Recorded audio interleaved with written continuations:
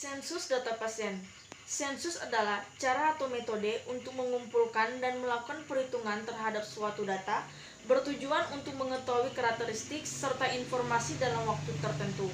Di rumah sakit ada yang dinamakan dengan sensus harian.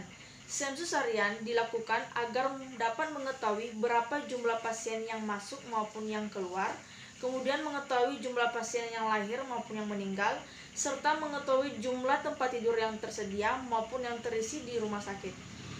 Tujuan dilakukan sensus harian adalah untuk mengetahui identitas dari pasien, keadaan maupun alamat dari pasien, serta metode pembayaran yang dilakukan oleh setiap pasien yang berobat di suatu rumah sakit. Di dalam rumah sakit terdapat dua jenis sensus harian. Pertama, sensus harian rawat jalan dilaksanakan di instalasi rawat jalan, serta sensus data pasien rawat inap dilakukan di instalasi rawat inap. Fungsi dari sensus data itu terbagi 6. Yang pertama adalah untuk mengetahui jumlah pasien.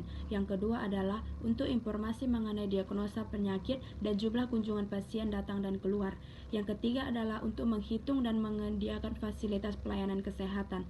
Yang keempat adalah sebagai sumber data untuk melaksanakan sistem pelaporan di rumah sakit. Yang kelima adalah sebagai sarana untuk menentukan kebijakan pemimpin.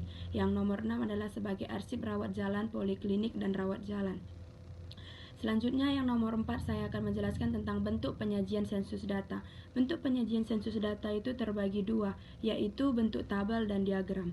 Yang pertama dalam tabel yaitu tabel berbaris kolom, digunakan untuk data yang memiliki satu kategori atau kelompok saja. Yang kedua adalah tabel kontingensi. Tabel kontingensi terdiri dengan tabel baris atau kolom. Tabel kontingensi digunakan untuk data yang memiliki lebih dari satu kategori atau kelompok. Yang ketiga adalah tabel distribusi frekuensi yang digunakan untuk data yang dikelompokkan dalam satu interval dan data harus banyak frekuensinya. Yang selanjutnya adalah berbentuk diagram. Yang berbentuk diagram ada dua. Yang pertama adalah diagram batang. Diagram batang untuk menyajikan data yang dapat dikategorikan atau dikelompokkan dan data tahunan, dan pada diagram batang dapat digambarkan berbentuk persegi panjang dan memanjang ke atas. Yang kedua adalah diagram garis. Diagram garis biasanya digunakan untuk menyajikan data yang berkelanjutan atau kontinu.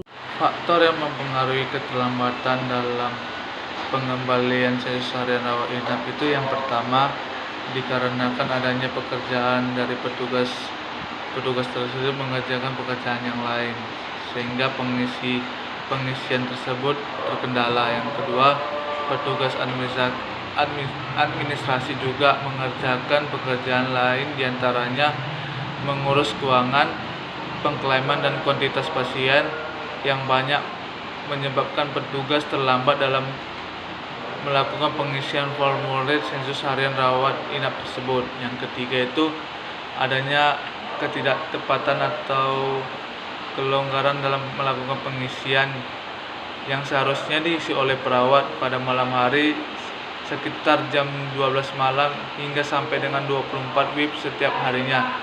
Namun pekerjaan sensus harian rawat inap diisi oleh petugas administrasi bangsal ruangan pada pagi harinya. Aplikasi yang digunakan dalam melakukan sensus data harian itu yang pertama melakukan aplikasi SYAM, yang kedua melakukan MySQL, yang ketiga itu melakukan SPSS, yang keempat itu aplikasi DLP.